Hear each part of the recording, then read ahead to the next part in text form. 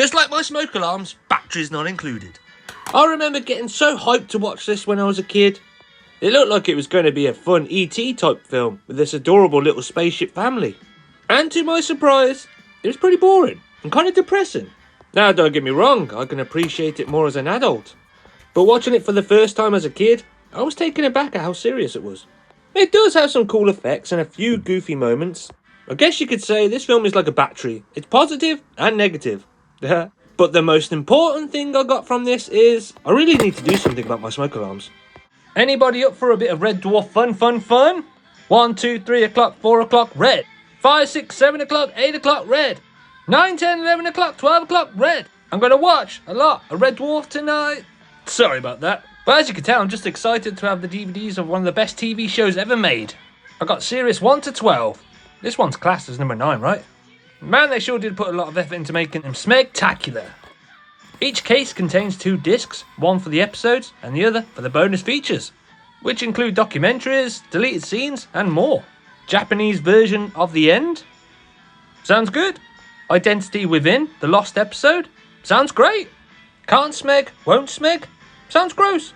And look, they even come with these neat little booklets too, full of information and fun bits of trivia. I may be way in over my head here. But as a Red Dwarf fan, this set is a must.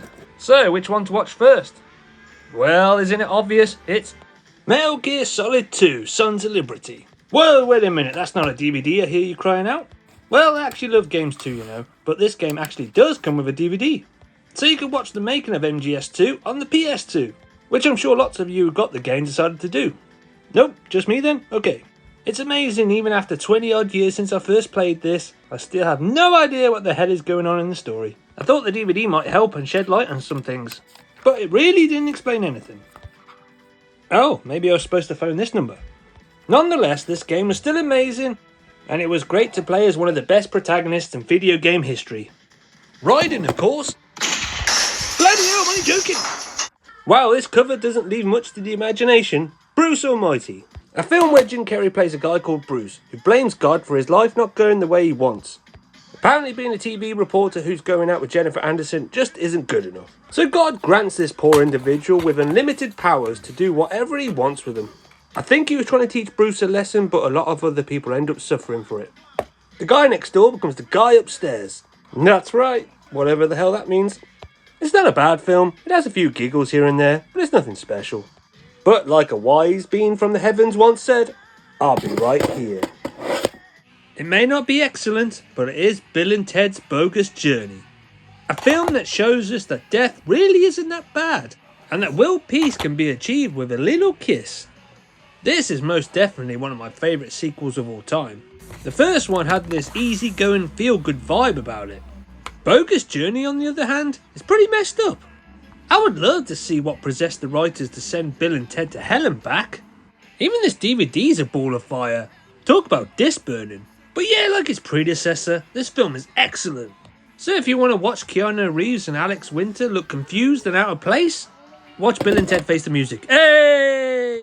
Has anybody ever watched 2014 disaster film Pompeii? Well, disaster is the right word for it, because it's a terrible film.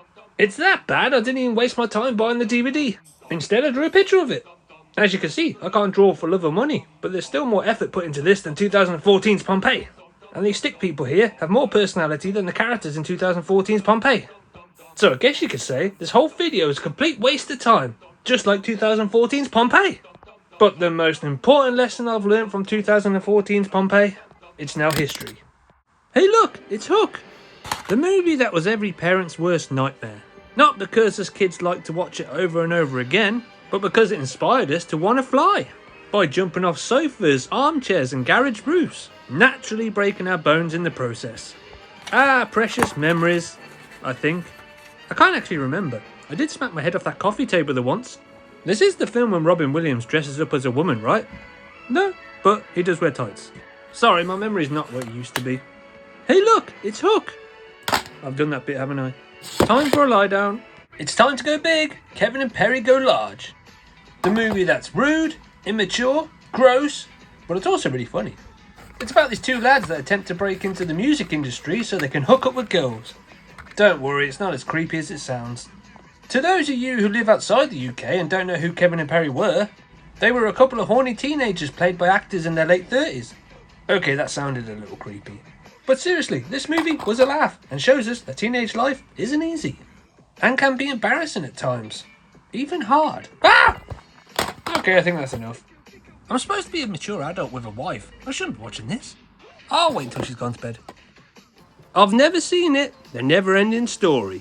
I've been told all my life to watch this because of how amazing it is. To be honest, it does look like a fun magical family film. And any film starring Mick Jagger is a win for me. Also, this flying dog dragon thing looks pretty cool. Wow, for a film called The Never-Ending Story, I'm surprised it's only 92 minutes long. Hey look, it has a horse in it. My daughter loves horses. So she's guaranteed a good time watching this with me later. Anything to take her mind off the fear of drowning. Mum's the word, as in mummy. The Mummy. The movie that inspired me to study Egyptology until I realised I couldn't spell it.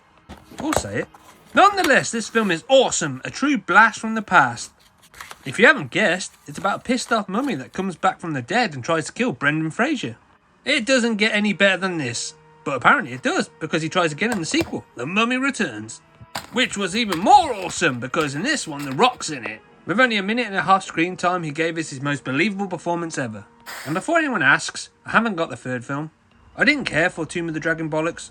But these two, though, are amazing. Good old action, fun adventure films you don't see anymore. So what I was going to say about the mummies, except that's a wrap. Is it just me, or does everybody have a problem with Problem Child? I honestly think this gross out, vile, unapologetic disaster is bloody hilarious. But nobody else I know seems to think so. I can't be the only one who likes this film, right? Back in school, whenever I mention it to the other kids, they just tease me for liking this film. Then beat me up. The other day at work, I said to my colleagues, hey, does anyone remember Problem Child? That movie sure was funny. They turned around to me and told me to stop being so immature. Then they beat me up as well.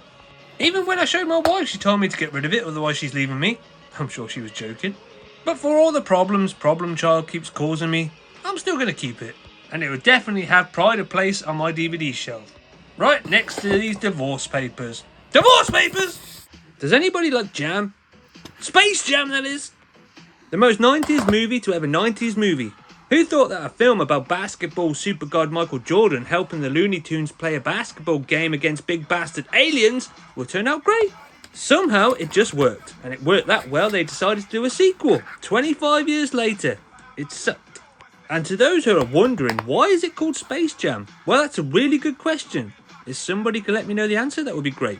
You know, it's thanks to Space Jam that I actually got into the Looney Tunes. Oh, and basketball. Gosh, I remember as a kid during those summer holidays, me and my friends would spend hours and hours just constantly playing Looney Tunes videos. Those were the days. So, just like real jam, this DVD is sweet and sticky. Why is it sticky? Man, this show had some balls. Dragon Balls! As it's Dragon Ball. That's right, who remembers this original classic that started it all? The crazy hairstyles, wild transformations, and all-out non-stop fighting. That sounds a bit like high school.